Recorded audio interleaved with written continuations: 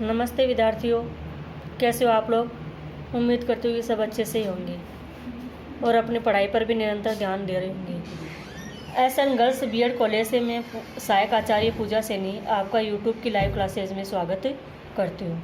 हम BEd second year का एक समावेशी विद्यालय का निर्माण से हम यूनिट 2 से राष्ट्रीय शिक्षा नीति 1968 पढ़ रहे थे।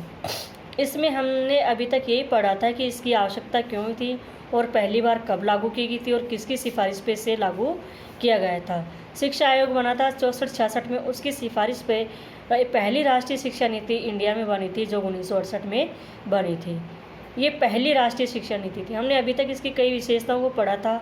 आज उसी क्रम में इसके आगे की थोड़ी सी विशेषताएं और रह गई है, उनको पढ़ते हैं। इसमें कल हमने ये पढ़ा था कि जो उद्योग धंधों में जो श्रमिक कार्य करते हैं उनके लिए भी अध्ययन की व्यवस्था करना, अर्थात जो व्यक्ति श्रमिक मजदूर आदि वर्ग में आता है उनके लिए भी शिक्षा की व्यवस्था की गई थी, जिसमें प्रौढ़ शिक्षा में भी हम समझ सकते हैं। जैसे श्रमिक मान लीजिए सुबह की शिफ्ट में काम करता है तो वो शाम को शिक्षा ले सकता है, तो उनके लिए भी मतलब इस राष्ट्रीय शिक्षा नीति में ये बताया गया था कि हमें कैसे भी करके भारत से निरक्षरता को दूर करना है, यहाँ की जनता को अधिक से अधिक साक्षर बनाना है। तो ये बात हो गई थी उद्योग धंधों में काम करने वाले व्यक्तियों की। अब जब हमने इनकी उद्योग धंधों में काम करने वाले व्यक्तियों के लिए जब शिक्षा की बात कर ही दी है, तो अब शिक्षा देंगे तो उसके लिए कुछ शिक्षण सामग्रियाँ तो होनी चाहिए। बिना शिक्षक सामग्री के ही शिक्षक शिक्षा कैसे ग्रहण करेगा। तो सबसे पहले पुस्तकों की आवश्यकता महसूस की गई।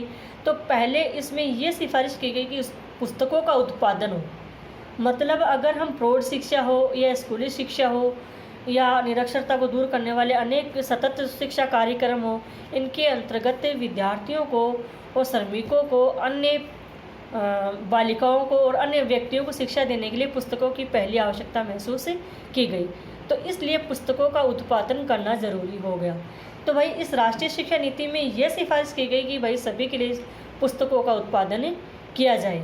तो इसमें दो तरीके की बातों को ध्यान रखा गया। पहली तो बच्चों के लिए उच्च गुणवत्ता युक्त पुस्तकें उपलब्ध हो। अब आप जब पुस्तकें बना ही रहे हो तो उसमें इस तरीके के पाठ्यक्रम को शामिल किया जाए कि वो बच्चों के लिए काम आए, उनका नैतिक मूल्य का विकास हो, मानसिक सामाजिक सभी तरीके की उसके विकास हो, वो अपने आप को सामाजिकता से जोड़ सके, उसको व्यवहारिक ज्ञान प्राप्त हो सके।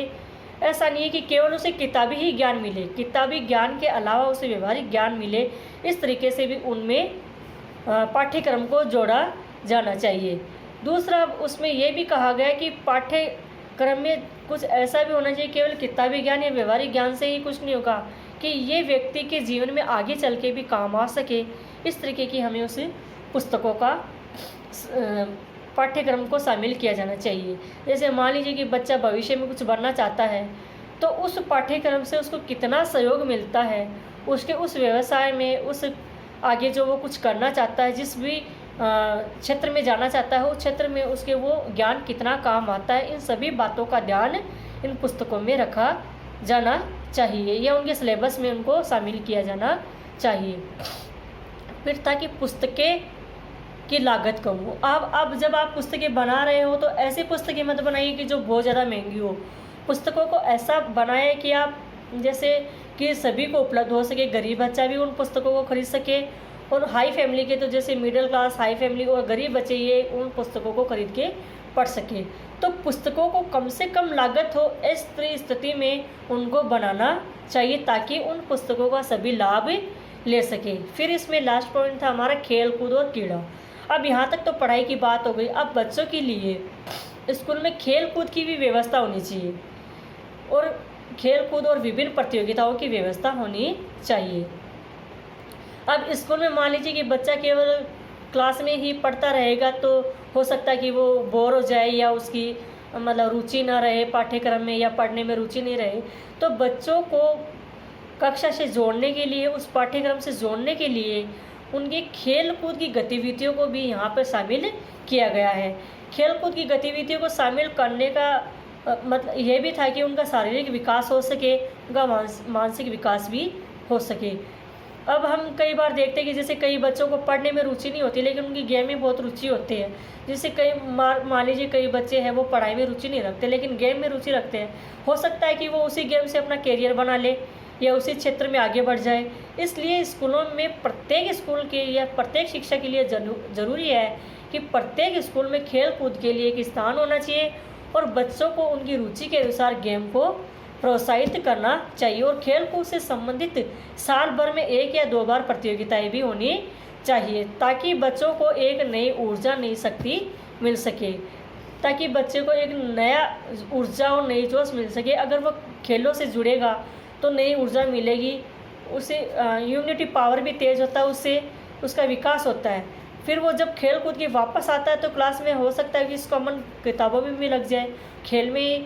तो बच्चे को इस तरीके से तैयार करना चाहिए कि वो खेल कूद में भी आगे रहे और पढ़ाई में भी अपना मन लगाए और पढ़ने में भी अपना मन लगाए। फिर था अंशकालीन शिक्षा तथा पत्राचार पाठ्यक्रम। अंशकालीन, जैसे मान लीजिए कि कई बार उच्च शिक्षा की प्राप्ति में कई दिक्कत आती है, जैसे कई महिलाओं को दिक्कत आती है, वो शादी के बाद में अपनी पूरी एजुकेशन प्राप्त नहीं कर पाती है, तो उनके लिए भी अंशकालीन शिक्षा को प्रोग्राम लाया गया है।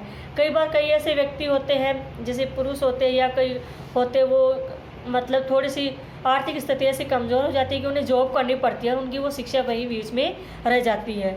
मान लीजिए जैसे स्कूली शिक्षा ही है, उसमें कई टीचर्स ऐसे मिलते हैं जो कि अपना बीएड पाठ्यक्रम है या फिर बीए है, एमए है, कई बार पूरा वो नहीं कर पाते और आर्थिक कारणों से वो जॉब करने लग जाते हैं। तो वो जॉब करते करते ही कई यूनिवर्सिटी से अंशकालीन शिक्षा भी प्राप्त कर सकते हैं। और पत्राचार पाठ्यक्रम, इसमें देखिए पहली बार 1968 की राष्ट्रीय शिक्षा नीति में पत्राचार पाठ्यक्रम को भी बढ़ावा दिया गया है। इसमें पहली बार ये संभावना व्यक्त की गई कि पत्राचार के द्वारा भी पाठ्यक्रम को जोड़ा जा सकता है।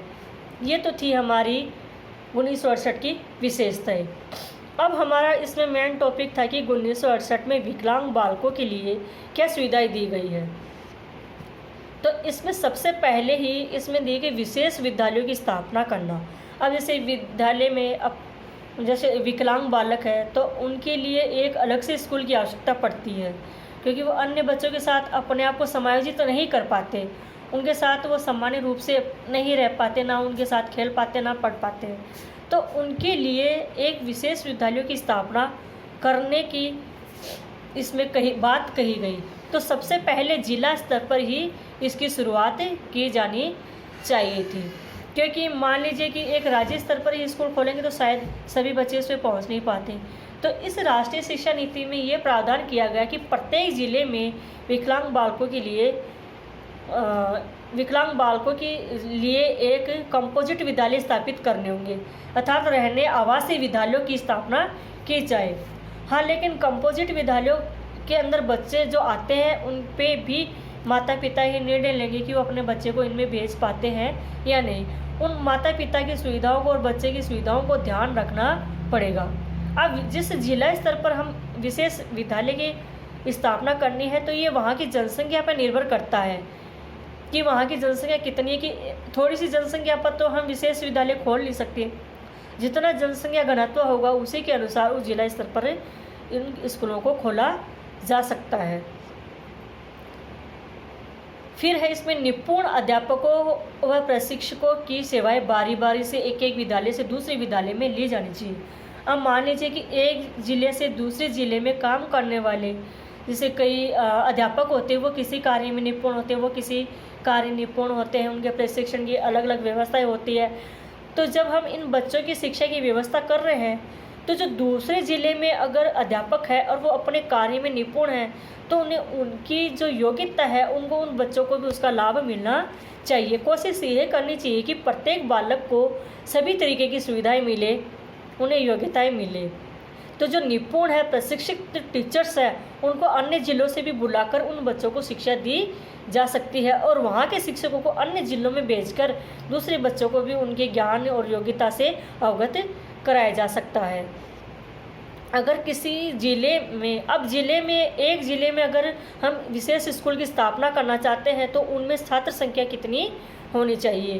तो इसमें ये कहा गया कि ज़िले में अगर 60-70 बच्चे अपंग हैं तो उस ज़िले में पहली प्राथमिकता ही विशेष विद्यालय की होगी, क्योंकि 60-70 बच्चों एक ज़्यादा संख्या हो जाती है तो उसके लिए कि स्कूलों की स्थापना की जा सकती है, क्योंकि इतने बालकों के लिए कई टीचर्स की आवश्यकता भी होती है।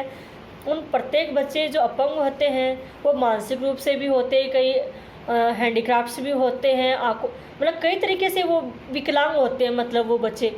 तो सभी तरीके से शिक्षा देने के लिए 60-70 बच्चे ही, मतलब एक जिला स्तर पर अगर एक विशेष विद्यालय की स्थापना की जाती है तो उस विद्यालय में कम से कम 60 या 70 बच्चे ही होने चाहिए। आज के लिए इतना ही, बाकी का कल हम आगे पढ़ेंगे। धन्यवाद।